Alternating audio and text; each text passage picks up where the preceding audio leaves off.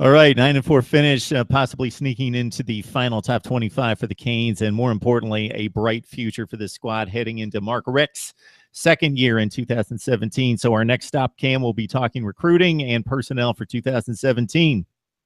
Yeah, that's really what's kicking up, and there's been a lot of movement on that.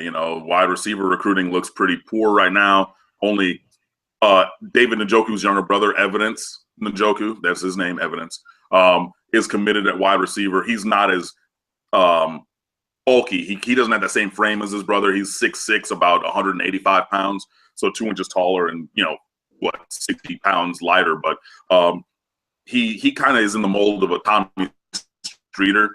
For Hurricanes fans who remember that name as a wide receiver, physically, Tommy Streeter. You can leave all your other thoughts about Tommy Streeter aside. Physically, very similar games. So that's something that we're looking at to see how they close it at wide receiver. Got 2 quarterbacks coming in, so if Brad Kaya should choose to leave, maybe N'Kosi Perry and Cade Weldon, son of Casey Weldon, who was coached by Mark Richt at Florida State back in the day.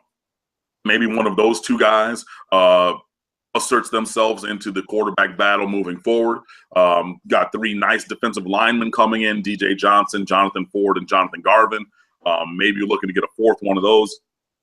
Got a couple linebackers coming in who probably profile to be, backups behind the freshman All-Americans that we have in Pinckney and Quarterman. And Zach McLeod wasn't as highly touted for his season this year, number 53 at linebacker. But that was my favorite of those 3 linebacker recruits, which I know is saying something because Quarterman and Pinckney are really good. But Zach McLeod is like the prototype for an NFL linebacker.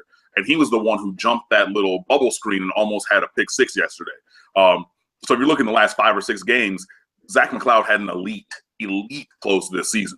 So you got some guys coming in behind them. You got some swag at cornerback, Trajan Bandy, who's friends with Sean Taylor's family, the late Sean Taylor, his family. So he has Sean Taylor's game-worn, the Fiesta Bowl jersey, and he has his if you remember, the visor, the one, you know the visor I'm talking. Trajan Bandy owns that visor because he got it from Sean Taylor's family.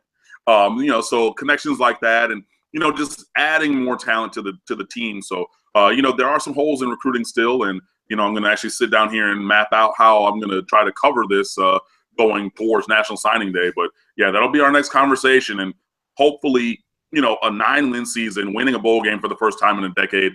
I know that there are some people who do not believe in the idea of momentum, but if you are someone who does, hopefully that momentum will avail itself in the recruiting battles and the recruiting close that we have coming to February 1st.